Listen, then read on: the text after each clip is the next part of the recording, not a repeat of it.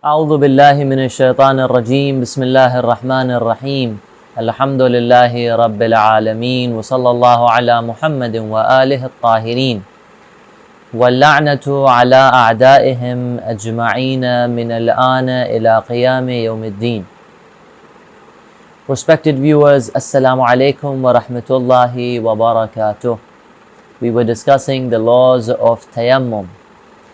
And in the previous discussion, we mentioned that when will it be allowed, when is it allowed to perform the tayammum? And we discussed a few points regarding that when there is a shortage of time, when the person does not have any access to water, or the person has no water actually, or the use of water be harmful for the person, or if the person uses that water while to perform wudu or ghusl, he will remain thirsty for the rest of the for 2 days or for a period which cannot be endured.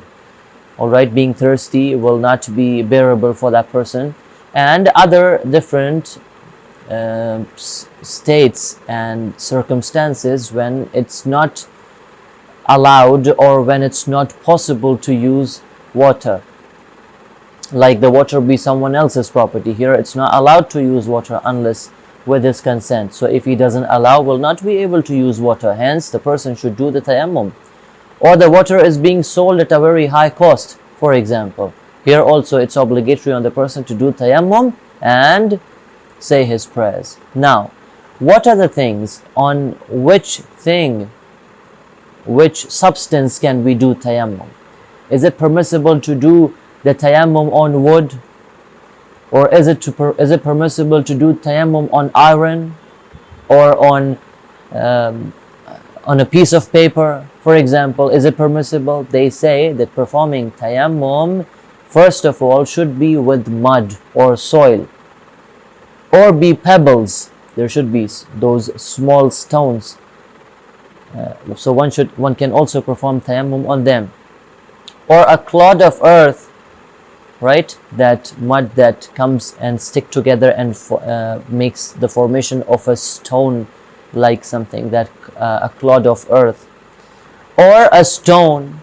So performing tayammum on these things is valid. However, the recommended precaution is that if someone has got mud or soil, in this condition should not use the pebbles. So if someone not having mud, not having soil, should use the pebbles.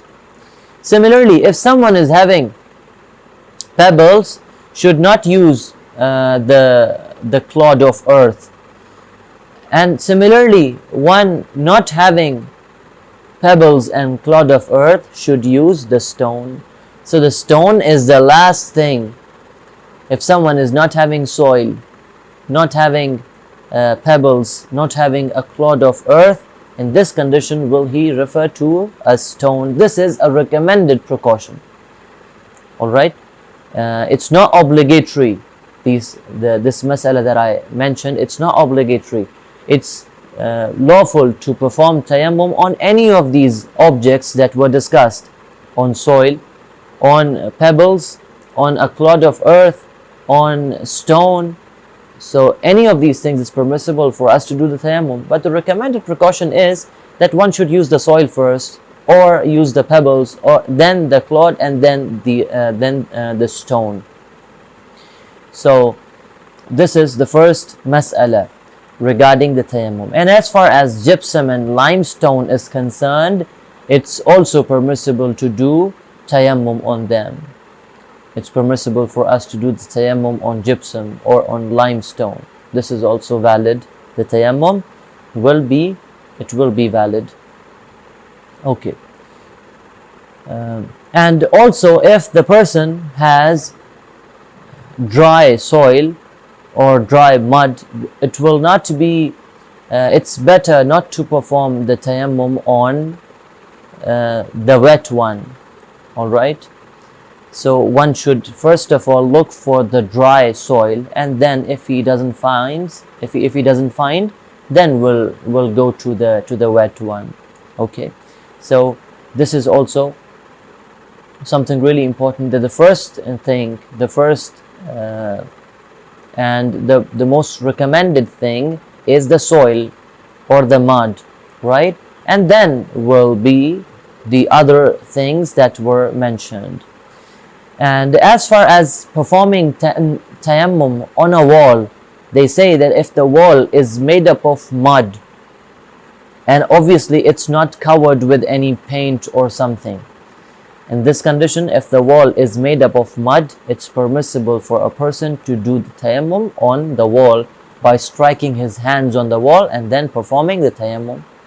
This is also possible and it's permissible. One can do this as well. They say performing tayammum with a mud wall is also valid. And as I said, that the recommended precaution is that if there is dry earth or dry soil, one should not perform tayammum with wet or damp earth. This should also be taken into consideration. And then the next mas'ala, he states that, now this is really important, and I've been discussing this, I have mentioned this while I was discussing wudu, and I've mentioned this while I was discussing the ghusl, and here also while doing the tayammum I'm discussing it again, that if someone performs his wudu or does his ghusl in an unlawful manner, that means in a wrong manner, in a wrong order, here he will not be, that ghusl or that wudu will not be sufficient for his prayers. So he will be saying all his prayers that he said for his for the previous days or the previous months or the previous years again. The same is the case with tayammum. Now, for example, if someone was certain, he was absolutely sure that performing tayammum on plastic is permissible, he was sure, or performing tayammum on wood is permissible, the person was sure regarding this mas'ala, and then he did this for probably 10 days, 15 days or 1 month, and after that he came to remember, he came to know that performing tayammum on wood was not sufficient. In this condition, the person will be repeating all his prayers that he said during those 10, 15 or 30 days, whatever he prayed, or 15 years. If he was doing tayammum for that period of time, for whatever prayers he did tayammum, it will be obligatory on the person to repeat those prayers. The same is the hukum with regards to wudu or ghusl, because a person, he might not know the laws regarding the wudu or regarding the ghusl, and he might perform the wudu, the ghusl or the tayammum in a wrong manner. In this condition, it's obligatory on the person to learn these laws, and it's obligatory on the person to refer to the books and to refer to his marja who he follows, and then should take the laws, the correct laws, and should learn the correct way of performing these things, the wudu, the ghusl and the tayammum. Because if he doesn't do this, if he does this in a wrong manner, it will be obligatory on the person to repeat all his prayers. So here he mentions, I'm reading the exact mas'ala that has been mentioned over here. In mas'ala 682, he says, if someone is certain that performing tayammum with a particular thing is valid, and he does so. Someone is certain, the example that I gave, if someone is certain that performing tayammum in plastic is valid, and he did so, he did this, and afterwards he realizes, he comes to know that performing tayammum with that thing is invalid. It's not valid that he performed tayammum with a piece of plastic. He says he must perform the prayers he had performed with that tayammum again. Will repeat all his prayers again. So it's better to learn these laws and to make our children and to make others learn these laws as well. So this was all regarding the conditions of tayammum, and now moving on to the method of performing the tayammum. How should we perform tayammum? The first and the most important thing, as we said in wudu and ghusl, that performing ghusl is an act of worship. Performing tayammum is an act of worship. Performing ghusl is an act of worship. And every act of worship, there should be an intention of attaining nearness to Allah subhanahu wa ta'ala. The way prayers is an act of worship. Prayers, our daily prayers, they are an act of worship. Now, it's obligatory that a person who is praying, before starting his prayers, should intend a proximity, or should intend nearness to Allah subhanahu wa ta'ala.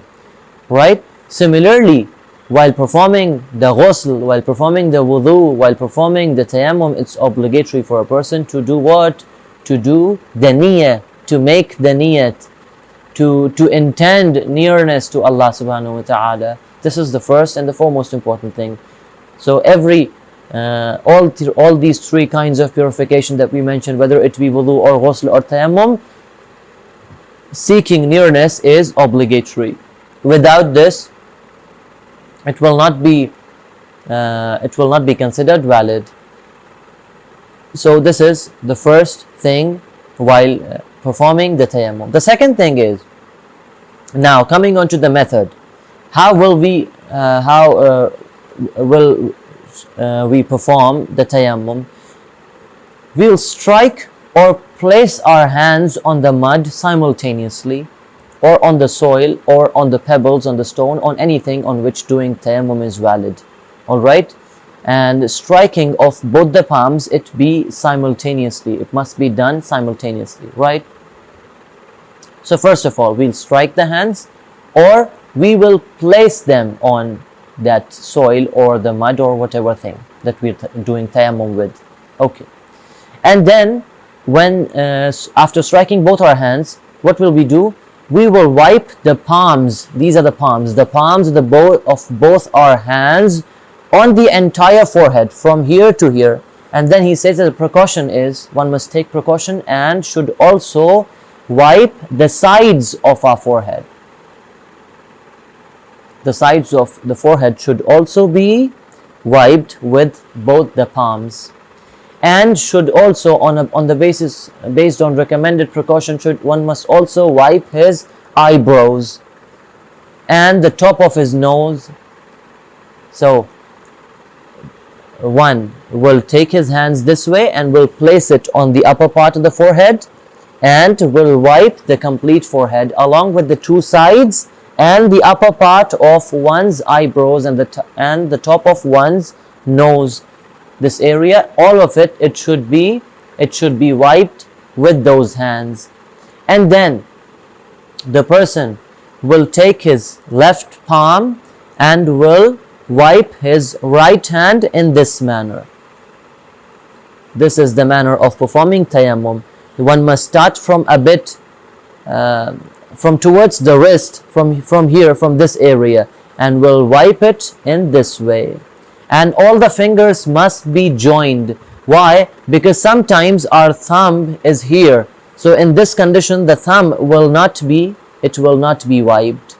So all the fingers be close together, and then the person should wipe his right hand with the left one, and the left hand with the right one. This is the method of performing tayammum. So these are the steps, and with these, a person will be in the state of purification and will be fit to say his prayers. Right? So this is the method of performing the tayammum.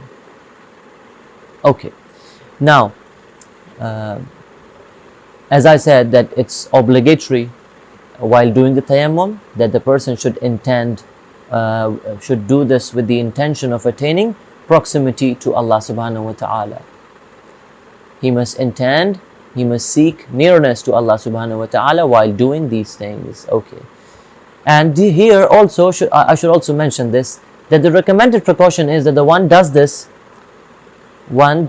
he says, let me read the mas'ala for you because I'll not be explaining it, it's easy, and it's also not obligatory, it's recommended. What's recommended? They say that the recommended precaution is the tayammum, whether it is in the place of wudu or it be in the place of ghusl, it should be done in this manner, that the palms are struck on the ground and once are wiped over the forehead and the two hands, back of the two hands, and then again one must strike with both his hands on the ground and then wipe over the back of the hands again. So this is recommended. This is something that's recommended, and as I said, the method that was mentioned right now will be sufficient, and the tayammum will be in order that one strikes his both his hands simultaneously on the ground, and then wipes, makes both his hands come together, and then wipes the forehead from the sides to the other side, from the left or from the right towards the left one, and wiping the eyebrows, the upper part of the nose, and then wiping the two hands, starting from the right one to the left. First of all, we'll be wiping the right hand and then the left hand. So this is the method of performing tayammum, and this will be sufficient. Now moving on to the later part of our discussion, which is the laws regarding the holy month of Ramadan. We were discussing the laws of kafara, and as I said, that if someone breaks his fast intentionally with any of those 5 things that we mentioned in the previous discussion: eating, drinking, having sexual intercourse, masturbating, or remaining in the state of janaba till the time of morning prayers. If someone breaks his fast with any one of these things, it will be obligatory on the person to observe the qada and also to give the kafara. But if someone breaks his fast with any other thing, it will only be liable, he'll be only be liable to observe the qada, and no kafara is required. Now, for example, if someone intentionally vomits, or if someone attributes something false to Ahlul Bayt alayhimus salam, or to Allah subhanahu wa ta'ala, right? Or if someone applies liquid enema, here the fast will be invalidated, but he will only be observing qada, no kafara is required. Now, how much is the kafara? The kafara for breaking a fast, the kafara for breaking one's fast intentionally is to free a slave, or to fast for 2 months, or to feed 60 poor people. One of these things, they should be done in order to compensate for one's fast, to give the kafara for one's fast, right? So this is the kafara. And as I said, that the slaves is freeing slaves. It's not present in today's world, and nowadays there is no slave so that we be able to free them. So it will be only one of the two things: either a person who breaks his fast intentionally should feed 60 people, or should fast for 2 months. Now, an important mas'ala: if a person chooses to fast for 2 months, now take the example of a person who broke his fast by the means of eating, right? He ate something intentionally during the day of the holy month of Ramadan. Here he broke his fast intentionally. He invalidated his fast intentionally. Here it's obligatory on the person to do the qada and also to give the kafara. Now, kafara is 2 things: either he fasts for 2 months, or he feeds 60 people. He chooses to fast for 2 months. Now, if he chooses to fast for 2 months, it's obligatory on the person to fast the whole month. Alright, someone who wants to fast for 2 months for the kafara of the month of Ramadan must fast 1 complete month and 1 day from the next month continuously. So 1 complete month and 1 day from the next month. He should fast this period continuously. This is a fatwa. Please pay attention to this. It's either feeding 60 people or fasting for 2 months. So if someone chooses to fast for 2 months, it's obligatory on the person to fast for 1 complete month and 1 day from the other month continuously. He will be fasting for these 30 days or 31 days continuously. Okay, what about the rest of it? rest of it. He says on the basis of obligatory precaution, he should also fast the rest of the time continuously. So this is the difference between a fatwa and an obligatory precaution. Here, please pay attention to this. The first month and 1 day from the next month, he will be fasting it continuously without any break. Without any break. Okay, what about the other 29 days from the next month, or the other 28 or 29 days from the other month? He says that on the basis of obligatory precaution, based on obligatory precaution, one should also fast this continuously. He says similarly, based on obligatory precaution, he must fast the rest of the second month continuously as well.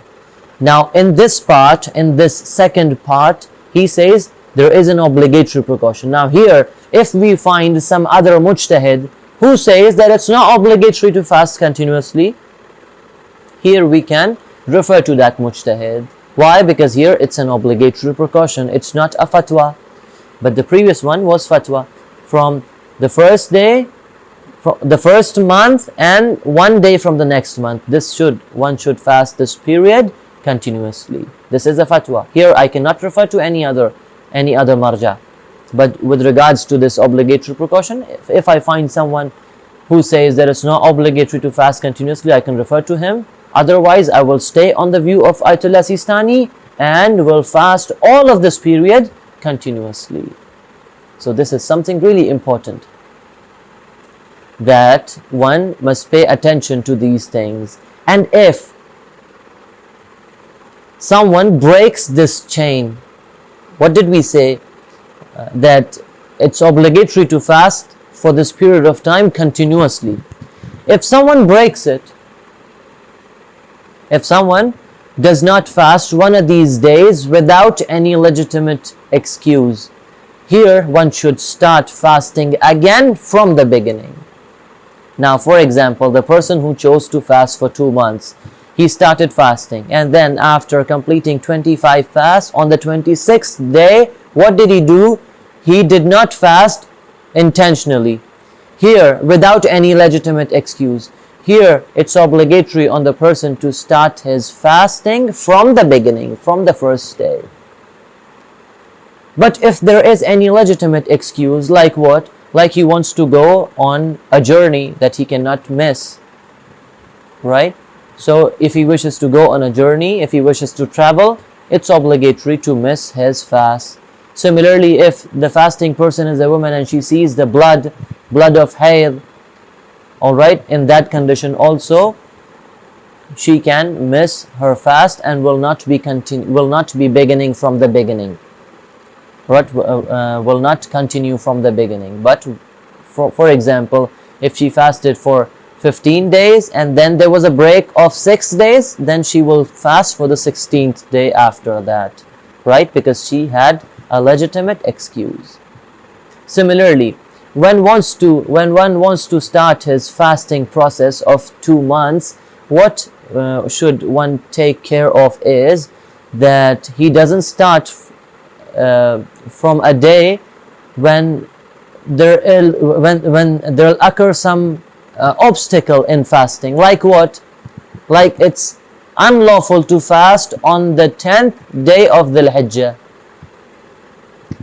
On the 10th day of Dhul Hijjah. So one should not start from the 1st of Dhul Hijjah, right? But one should start from, for example, from the 2nd of Shawwal. From the 2nd of Shawwal and then coming towards Ziqad and then Dhul Hijjah, right? Because if one starts from the 1st of Dhul Hijjah, after the 9th fast, it will be a day when it's unlawful to fast. So here one cannot start from the first one. So this was all regarding the laws of Kefara, and the other laws, the remaining ones, will be discussed in the next discussions. هذا وصلى الله على محمد وآله الطاهرين.